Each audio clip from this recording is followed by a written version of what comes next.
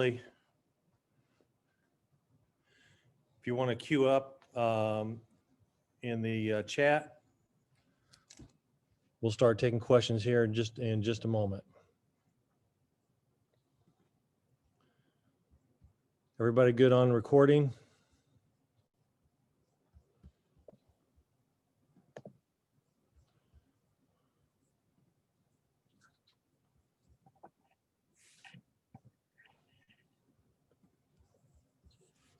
Are we good, Kent? We're good, Coach. Thanks. We'll go ahead, open with an opening statement, then we'll start taking questions. Disappointing, of course, not to get the win, especially after you get off to a good start like that. You have to give Iowa a lot of credit.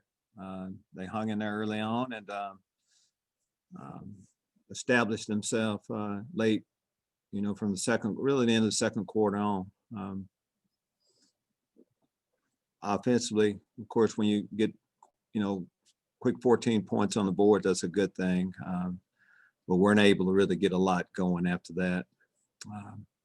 Felt like we needed to do something a little bit differently at the end. So we put Isaiah in there and I thought he gave us a spark. Defensively, I thought we started off pretty good, but weren't able to maintain it. Injury-wise, we had a couple of injuries show up, especially on the defensive side of the football. Jamal Woods, Nate Hobbs, Kaylon Tolson, those hurt us. But anyway, disappointing. We'll go back and, of course, try to play better next week against Northwestern. Take your question. Okay, we'll lead off with Brett Behrens, Jeremy on deck, and Gabby in the hole. Go ahead, Brett. Coach, after going up 14-0, what do you feel like changed the biggest for your team, giving up 35 unanswered points?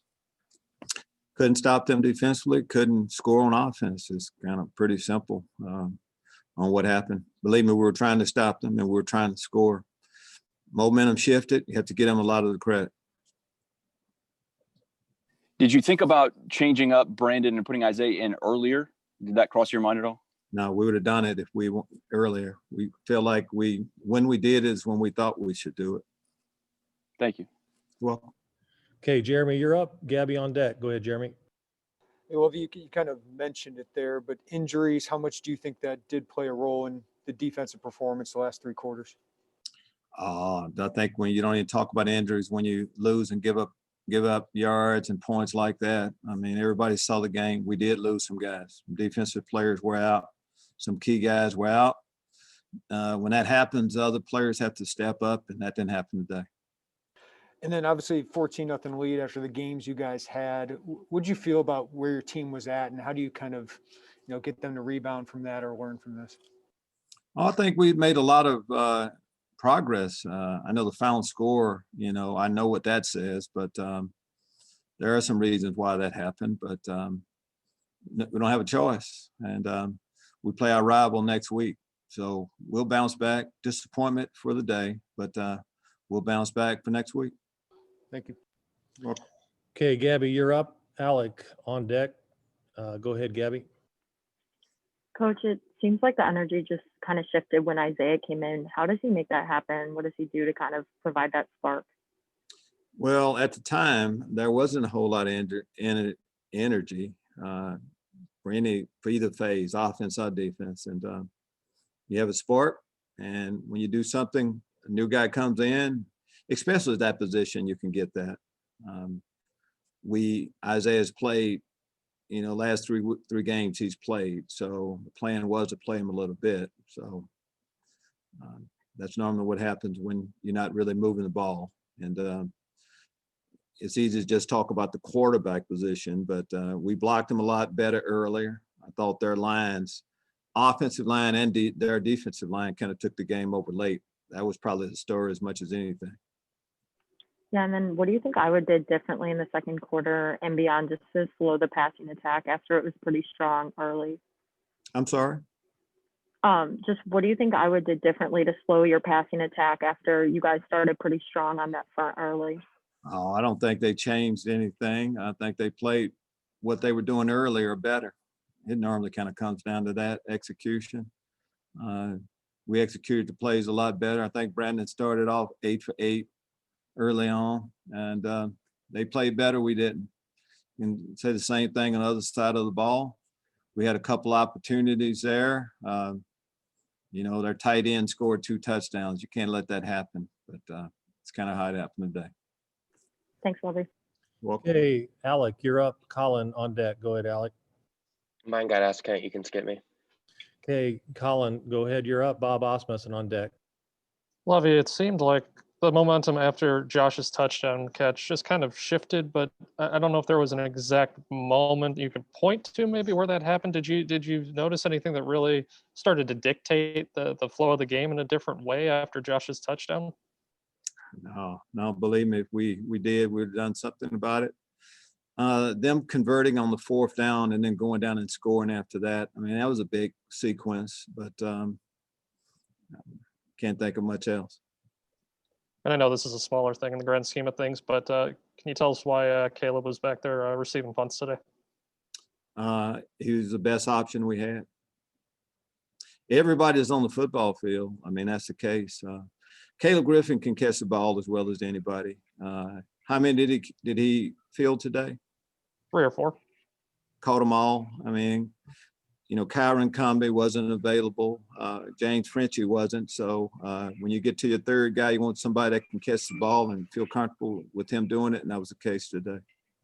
I had heard that. Has he worked at all with the punt catchers, the special teams guys in that department in the past? Now, we wouldn't just put him out there if he hadn't been doing that. So, yes, you can say that. Thanks, Lovie. Well, Okay, Bob, you're up. Alessandra on deck. Go ahead, Bob. Coach, Mike Epstein didn't go today. What's the status? Could he be back for Northwestern? I held him out today. He'll be back next week. How much did you miss him? Oh, we lost the football game. So every one of our players that's been playing, I mean, you miss them. I don't know exactly how much. We didn't miss Mike as much when we were up 14-0. We missed him a lot more when we got down. Thanks, Coach. We're ready to go next week. Okay, thanks. You're welcome. Okay, Alessandro and then Robert Rosenthal. Go ahead, Alessandro.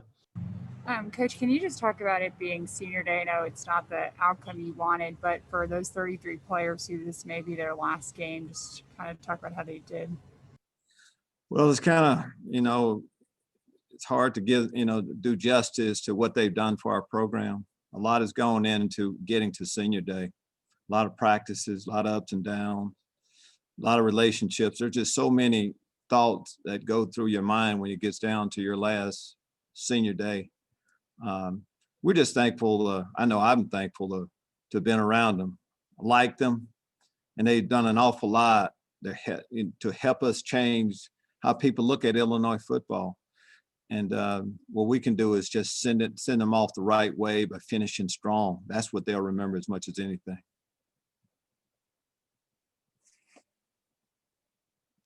Okay, Robert, you're up. And then Joey Wagner on deck. My question was just answered, so I'm good. Okay, Joey, you're up. Hey, Lovie, was Marquez Beeson healthy? And if so, what does he need to do, or what more does he need to show you to get out there? That's between Marquez and I. We put the guys out there that we thought gave us the best chance to win right now. We'll kind of go with that. Okay, thanks, Lovie. Marquez has fought through some injuries and different things like that. Eventually, he's going to help us win a lot of games. All right, Coach, that's all the questions we have for today. We'll move on to some players. Thank you, Coach. Thank you.